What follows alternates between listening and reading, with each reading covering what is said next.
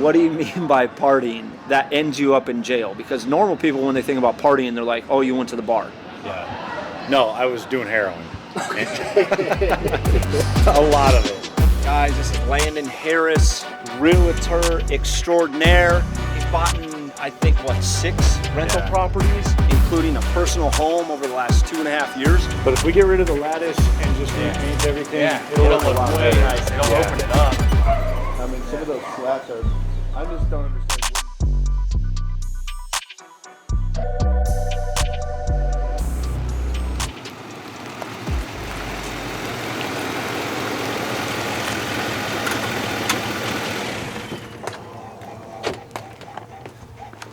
There he is, in the Denali. Guys, this is Landon Harris, realtor extraordinaire. He's bought, I think, 6 rental properties, including a personal home over the last 2.5 years. 2 years, 3 years? 2 years. So 2 years, got out of prison, was on the fire crew with us, ended up going to another facility, was working on the Buckeye fire crew. We stayed in contact through there. Fortunately enough, he came out. We get to work together. He has just, blossomed. That's not even the word. He has just flourished out in the industry. He started doing some real estate stuff, purchased a bunch of rental properties, has a massive team, runs like a $15 million team. He hires, recruits, sells at any given, and he's elusive. You never can find him. He's elusive. You can call him on a Wednesday, he's in Alaska. Next Sunday, he's up in Pine Top, Sholo. You never know what he's doing or where he's at, but we got a hold of him today. I'm super fortunate and thankful, and then we're gonna go check out his new property that him and Chad Fredman purchased together. They're gonna do a flip on this home, so let's go check it out. So give us the backstory on this property. So this house, so I've been looking to do a flip for a long time. Like Adam said, I've purchased a few rentals over the last couple of years, but I've really wanted to get into flipping because buying rentals, I spend all my money on that, and you make a couple $100 a month for the next 30 years. Like you don't get a return very quickly at all. So I'm running out of money pretty quick, but with flipping, you can get a return on your investment a lot quicker, but it's a lot more active. There's a lot more work that goes into it. So, anyways, I've been learning how to run the numbers on flip properties and figure out what I can pay for it, what I can sell for it, what the holding costs are and everything. Working with wholesalers and doing everything that flippers do. Yeah. Chad Fredman came across this house. It's his sister-in-law who lives here. Oh, okay. It's her grandma and grandpa that own the house. They've owned it for 40 years as a rental property. They're about 90 years old now, and so they're just ready to get out of it, right? So they called a couple of people that make cash offers for flips, called Chad. Chad called me and was like, hey, help me out with this thing and we'll partner on it, So we came over here and checked it out, made our offer. They initially didn't accept our offer, but we stayed persistent with it.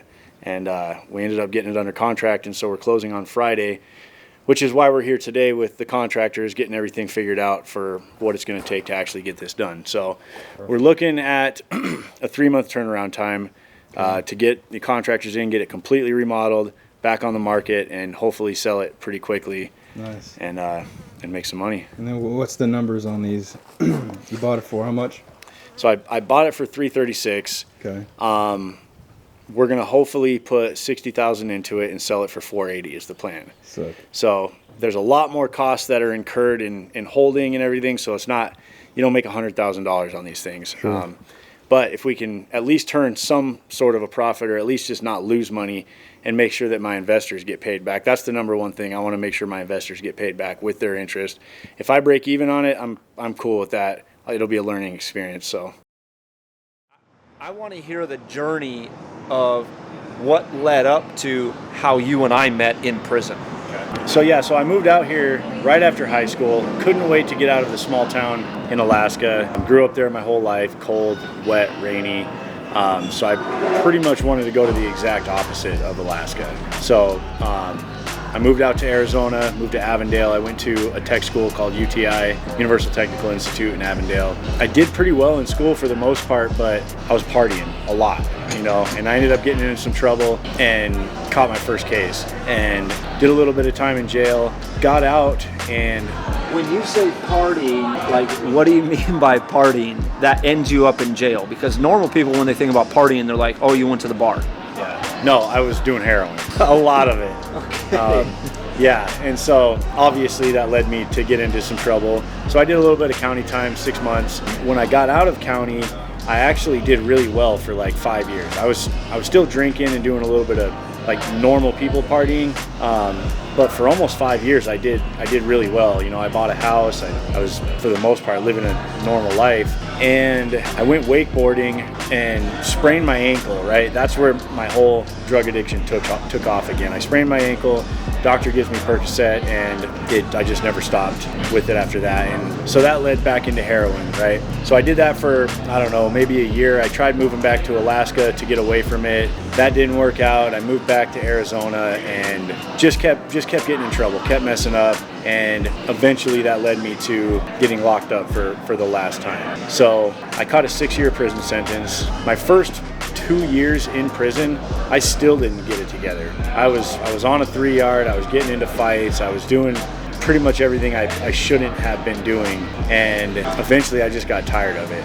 You know, I'm at Steiner, there's people getting killed, like it was just a bad situation, and here I am just doing heroin around all this craziness. And I met a guy, Bill Baird. And he actually works for us now, just as of about a month ago. He's probably 57, but he was always sitting on the rec yard with a big book, and there's like no recovery in this prison yard whatsoever, but this old man sitting here with a big book all the time. And so one day I just pulled up on him and we just started talking recovery, and from that day I stayed sober. That was December 18th of 2018. Sorry, December 4th of 2018, I decided I had had enough. So me and Bill, again, there were no AA meetings, no recovery on this yard at all. Me and Bill just started talking recovery, and then one other guy showed up, and then another guy showed up, and eventually they wouldn't give us a room or anything to have a meeting at. We're just like packing around this picnic table on the rec yard with all the other craziness going on right around us, and we're having meetings there, you know. And that went on for a little bit. Eventually I dropped down to a 2-yard, and that's when I showed up at North Unit. And going from Steiner to North Unit was like night and day. You know, I get there, you guys are all in meetings, you're working out on the fire crew, we got Hickman's, we got Wild Horse, all these cool jobs. I'm like, this is the greatest thing ever, you know. And the biggest thing was there were actual AA meetings with people in the program actually working the program, you know. And so started going to the meetings. I didn't really get to know all of you guys, I don't think, because I couldn't get the clearance to get on the fire crew right away. So I went to Wild Horse and I started doing that job. But I knew you guys a little bit in the meetings, and I ended up getting the clearance. And I think the day I got my clearance, I went to talk to Reed and said, hey, I want on the crew. And within a week, I was on the fire crew. And I mean, you know how that story goes. It's pretty similar to the rest of ours.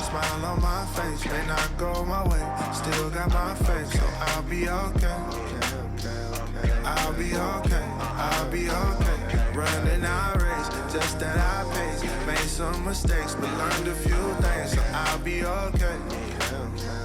I'll be okay. I'll be okay. 6 months before I got out, you started hitting me up on the tablet and, you know, telling me about this roofing thing and sending me pictures and everything. And at the time, I didn't know what I was going to do. I didn't really want to go into fire. It was an option, but I didn't really want to do fire. You know, fire was great for what it was for us, but I knew I didn't really want to do that. And this roofing thing, I thought it was a scam at first. I was like, these guys, I mean, I remember Adam being a really good guy with a lot of integrity, but like, I don't know, this seems too good to be true, you know? Yeah, and so I was skeptical going into it for sure, but I made that commitment shortly before I got out that I was going to do this, and I mean, everything happened exactly the way you said it would. Actually, way better. You know, I mean, I could not have imagined that these past couple of years, everything that's happened would have happened. I didn't know it was going to happen either. No, dude. I didn't know it was going to be that good. I knew it was going to be good. I knew your potential. I knew all that, and I saw it in you, and I was like, yo, I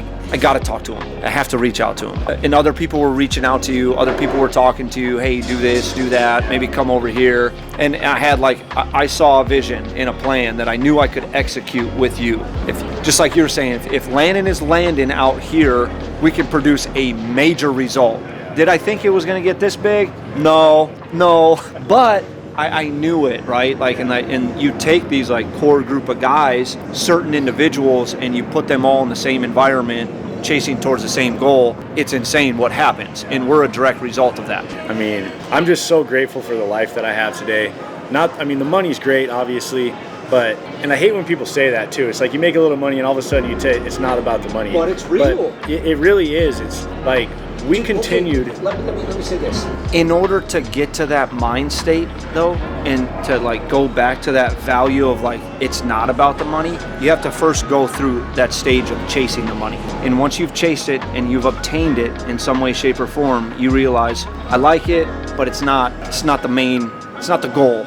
Well, it's really become like, we're doing the same thing we've always done. We're just trying to grow and put ourselves in uncomfortable situations and try to be better and try to help more people. And when you do those things and you have that work ethic and you continue to just push and push and push to do better, money is the byproduct of that, obviously. And I can say honestly, over the past couple of years, I've been more uncomfortable in my life than I've ever been, but I've grown so much because of it. And it's just so crazy what we have today. Like the friends that I have, my mom talks about this all the time, that like I'm so lucky to have the friends that I have. People our age don't typically have the friendships that we have. You get to where you're late 30s, 40s, whatever, you got your friends from high school that you never see anymore.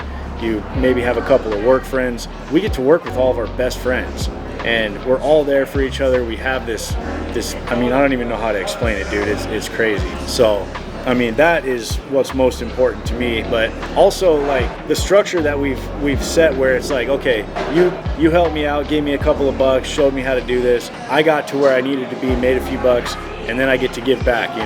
One of the best 3 months of my life, and also the worst, was when I brought Drew on. He was a nightmare, but the dudes came in and just worked his ass off, and I was able to play a huge part in his success, and it was so rewarding getting to do that with Drew and seeing him become the person that he became, and then just continue to do that for person after person after person over the past 2 years. That is the most rewarding part of this job, dude. I absolutely love that. I think one of the biggest things I've learned is like doing sales. I can go out and probably make pretty decent money in anything, right? I have that confidence now to where I can go out and just figure it out. You can just make it happen, and that's been really big for me as far as like being confident in myself to just have a successful life. Is no matter what, whether it's roofing or selling pest control or who knows what other job is out there, but if roofing didn't work out, I'm 100% confident that we could go out and find some other way to be successful and not just destroy our lives over it. You know what I mean? So having that realization takes a huge load of stress off of like worrying that, hey, am I ever going to figure this out and just have a life where I'm okay? I've gotten to a point now where like I'm not worried about money. My relationships are great. I'm able to give back. I'm able to help people and train people and give them the opportunity that was given to me. And it just makes me so grateful for everything that we have today. I have plenty, right? So I don't have to worry about me. What can I get for myself? I'm obviously still trying to get for myself, but like I'm able to see that for what it is, appreciate it, and understand that the reason I am where I'm at today is not solely on my own efforts. It took a team of people to get me where I'm at today. I depend on you and Drew and Eric Bone and all these guys dude, we talk hours and hours every single week on the phone. And then when we see each other, we talk. Like, there's not a week where I just get through the whole week on my own, right? You too. You call me, I call you.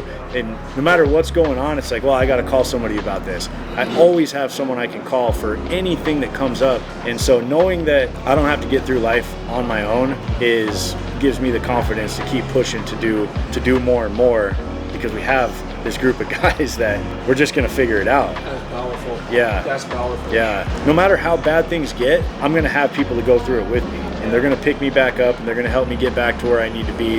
And so I just know I'm going to be okay, because I've got people there for me that I've never had before. It gives me goosebumps thinking about that. But like, I have absolute confidence in my family, my friends, and my girlfriend that no matter what happens in life, I'm going to be okay, because we're all going to get through it together. Yeah, we're okay. Yeah, we're better than okay, but worst case scenario, we're still going to be okay. You know, so that's yeah. I mean, I don't even know how to put it into words what that means to me. J like the letter, I'm making several waves. I know the mission is same. I made a splash, now all of my passes last like running a race with Usain. I keep it coming like this is a buffet. And if I'm stumbling, I'm in the graves. Never gon' fumble it. I get the bag and I run with it, gunning it, gunning it, gunning it, gunning it. Murray with the legs, all about finesse. I am not impressed. I don't need a rest, coming in with last, then you see the flash. Elohim with the melody and the kiss of God of breath. 70, keep it